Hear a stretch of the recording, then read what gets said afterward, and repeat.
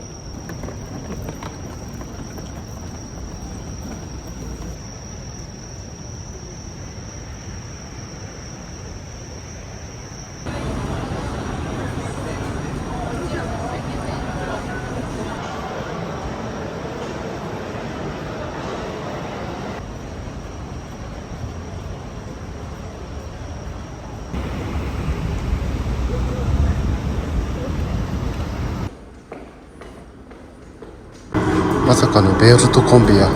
故障中。皆さんこんにちは。ということで、今この画面に映ってるのが自分が YouTube の動画を編集するのに使っているダヴィンチリゾルブというソフトの画面なんですけれども、いつもこんな感じの画面で編集してるわけなんですけれども、で、この画面の一通りの見方として、左上にあるこの部分がメディアプールって言って、動画に使う素材を入れるところですね。で、この右上にあるのがこれ、編集中の動画をプレビューするウィンドウです。で、下半分にあるのがタイムラインって言って、ここをいじくっていろいろ編集していくっていう感じですね。今カットページっていうところにいて、エディットページとかカラーページとかいろいろあるんですが、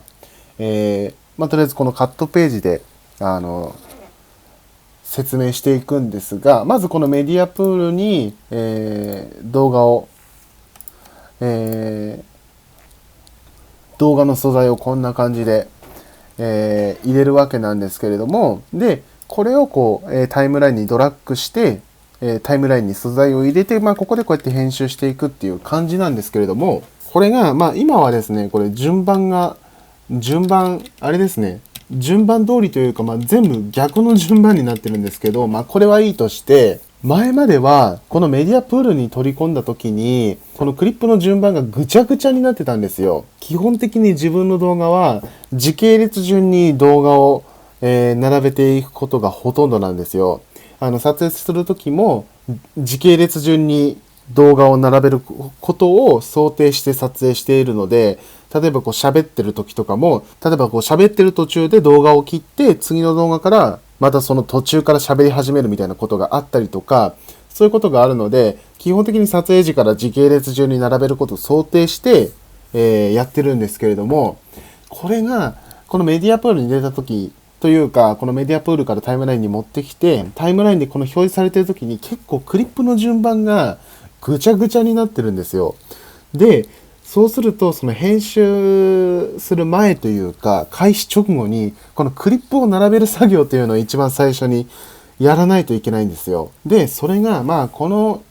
今日の動画だと、クリップが20個ぐらいしかないので、楽っちゃ楽なんですけれども、長い時というか、多い時だと70個とか80個とか、場合によって100個近くクリップがある日が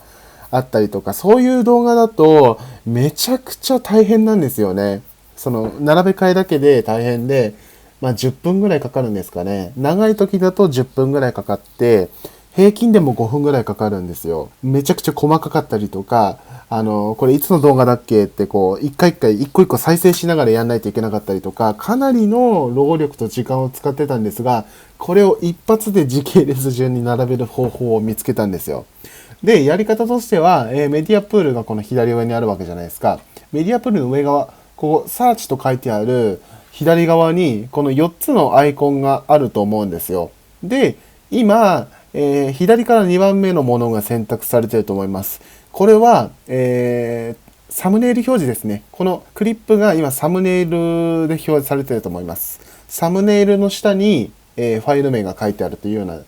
状況なんですけれども、この4つあるアイコンのうち一番右側ですね。これをクリックすると、リスト表示になります。リストですね。これをすると、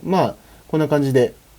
リストになって、動画の情報とかがいろいろ表示されるようになりますね。この上に項目があって、この下の列が、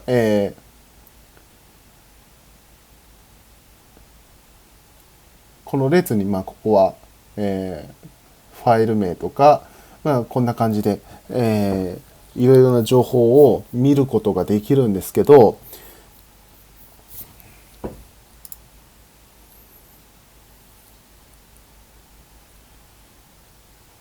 このデータクリエイテッドっていう項目があると思うんですよ。データを作成した時間を、示すデータがこんな感じで、ここの列には表示されてるんですけれども、こうやってクリックすると、こんな感じで、このデータが作成された時間が早い順に、こんな感じで並んでいきます。もうこれで、この上から順番に選択して、タイムラインに乗っけると、データを作成した時間順に並ぶと。もうこれでも並べ替えの必要はほぼ必要ないんですよ。私の動画の場合は。もうね、動画1000本近く出してきて、毎回この並べ替えの作業をしてて、それがかなりの労力だったんですけれども、この数回のクリックでできてしまうっていう。今までの努力は何だったんだっていう感じですが、こんな感じでクリップを一発で、時系列順に並べる方法を見つけたので、動画編集のその最初の並べ替えの作業はなくなって、で、それがかなりね、一番動画編集の中で労力を使ってたので、かなり楽になると思うんですけど、この設定をしないで、だから今までですね、デフォルトの状態というか、サムネイル表示でメディアプールに取り込んで、で、その時に何順になってたかっていうのがちょっと未だにわかんないんですよね。ファイル名順でもないし、何順になってたのかっていうのが完全なランダムになってたのか不明なんですけれども、考えられる原因としては、自分 iPhone から、基本的に今は全部 iPhone で動画撮影してるんですけど、iPhone からこの Mac に AirDrop で動画の素材を転送してるんですよ。で、AirDrop で転送して、そのダウンロードのフォルダーに入ったとき、そのファインダーの中にあるダウンロードのフォルダーに入ったときに、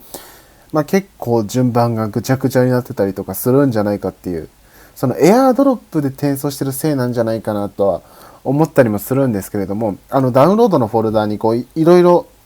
別のファイルが入ってたりすると、その表示された時に順番がぐちゃぐちゃになっちゃうとか、正直原因はわかんないんですが、とりあえずこの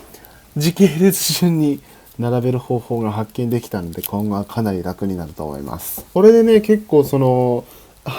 時系列を順番ミスって、そのまま動画書き出してアップロードしたりしてることが結構何回もあって、昔の動画とか見ていただくと結構それが起こってるんですけれども、先ほども話した通り、撮影してる時から時系列順で並べることを想定して撮影してるので、例えば途中で話が終わって、で、別のところで話の途中から始まったりとか、それが逆転してたりとか、移動途中のシーンなのに、間に目的地に着いたシーンが流れて、で、その後にまだ移動中だったみたいなシーンがあったりとか、そんな感じで、クリップの順番が、ずれると、自分の撮影の仕方ではもう動画として成り立たなくなってしまうと言っても過言ではないんですよ。だからかなりこの時系列順に並べるっていうのが何よりも大事なんですけど、これが瞬時でできるようになったっていうのはもう全てを一変させるんじゃないかっていうくらいの変化が自分にはありますけど、そんなことです。まあなので今後はなんか時系列がずれてなんかわけのわからない動画になったりってことは多分ないと思うので、まあ、より快適に見ていただけるんじゃないかなと思います。